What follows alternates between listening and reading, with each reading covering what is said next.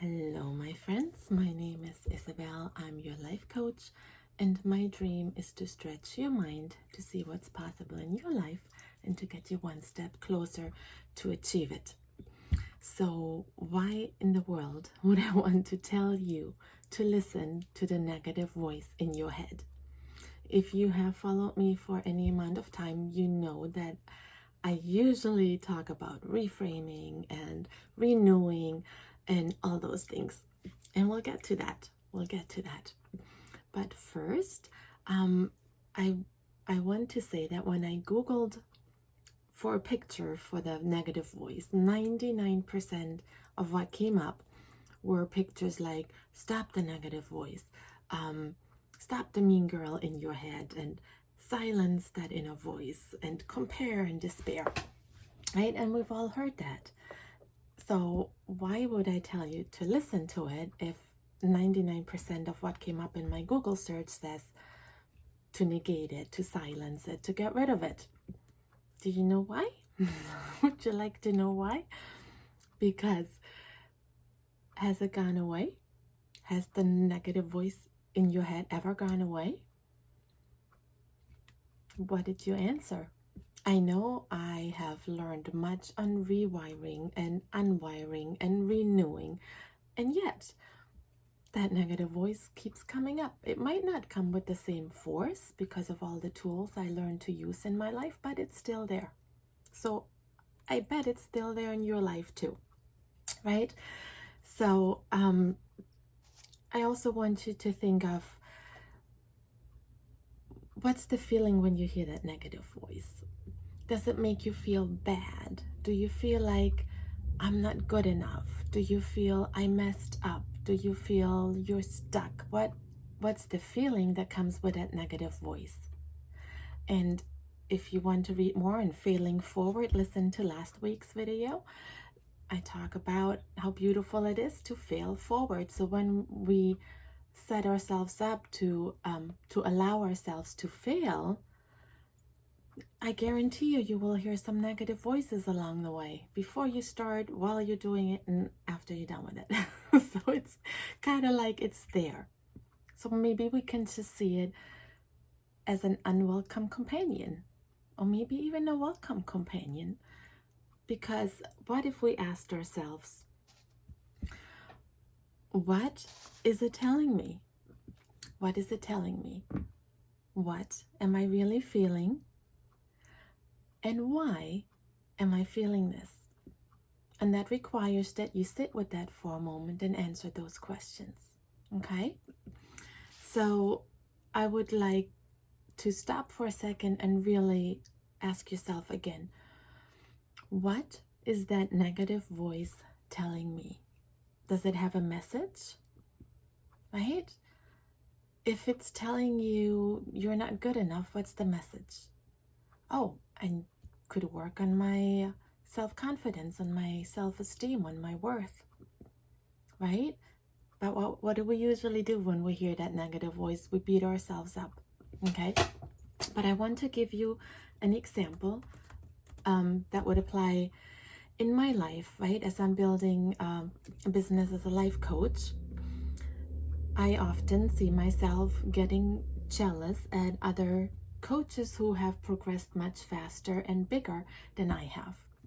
That's the honest truth.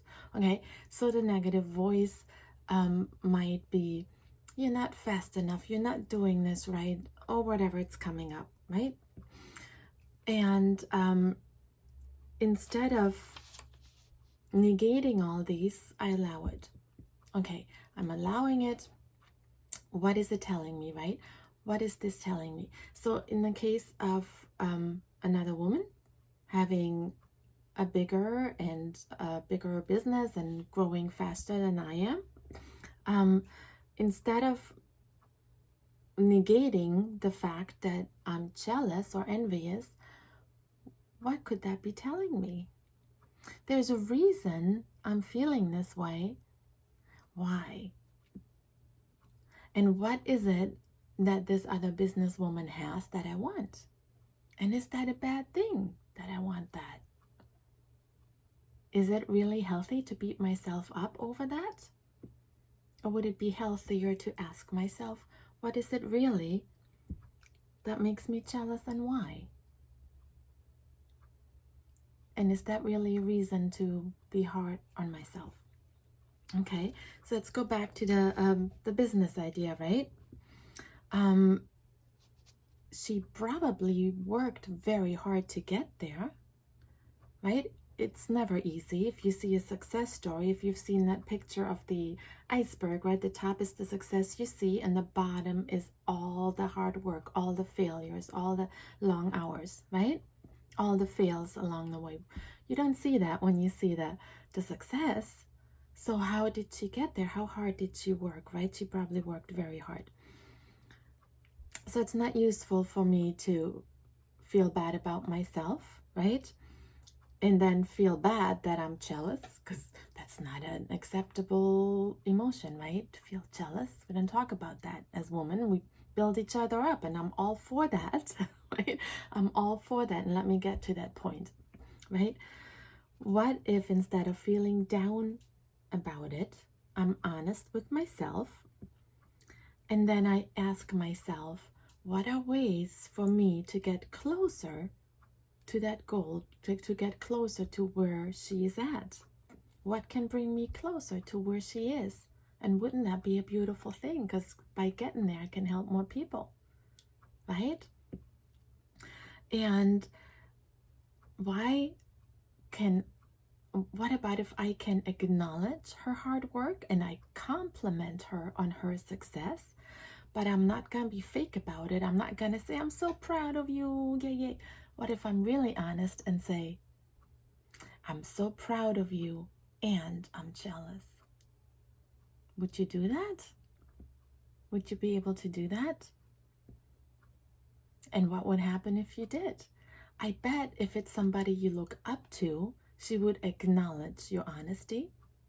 She would acknowledge that you were vulnerable. And she would probably want to help you to get there and encourage you along the way, right? So feel that jealousy and feel that those negative feelings, right?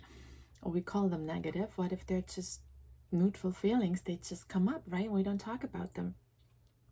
So can I applaud her for her success? Can I say congratulations? And then also ask myself, is it the success I want? Do I want whatever size her business is or whatever income she makes? Or, and this is a very different question, or is it a feeling that I'm craving? Is she fulfilled? And how can I feel fulfilled in my life? Is she without worry about how to finance certain things in her life, right? Is it a feeling of abundance? How can I generate that feeling of abundance where I am right now, right? Because it's usually not the numbers, it's a feeling that we crave. So go a little deeper and ask yourself what that feeling is. So when you do that, right, so you acknowledge the feeling and you compliment her, then you're really switching it and you are renewing and you are rewiring, because not only are you honest with yourself, you are also switching it to something that will move you forward. Because if I can not let that jealousy hold me back and make me feel bad about myself and possibly tear myself down or her, which would be awful, and I'm not ever advertising that. Don't beat yourself up or the other woman, right? But how can I have a goal to get to where she's at and let that be a motivation, right? How can that initial jealousy be a motivator in my getting to where she's at? And then it's a win-win. She's happy and I'm happy, right? So can we really be honest with ourselves and with the other person? If you don't want to say that to the other woman, then just be honest with yourself and work from there. You can do this work all by yourself, and I would love to help you with that, because that's what I do. I help you dig out those deeper questions, the whys, and Why am I feeling this way? And what is it that I really want? That's a really tough question. What is it that I really want that she has? And is that really a bad thing? And if it isn't, how can I make that a win-win? Okay, so a few questions again are, what is it telling me? Right, the jealous feeling, or whatever negative voice it is. What is it telling me? What am I feeling? Why am I feeling this? And answer those and get clear on those, right? So I don't want you to negate the negative voice. I want you to allow it, okay? Don't negate it. Listen in, listen deep, and then use it productively to move forward. I hope this makes sense. If this video helped you in any way, please hit the like button, leave a comment, message me with any questions. I would love to answer them. And also, if you would like to subscribe, hit the bell button so you get these every week in your inbox. Okay? You are loved, deeply loved, loved beyond measure. See you next Monday. Bye.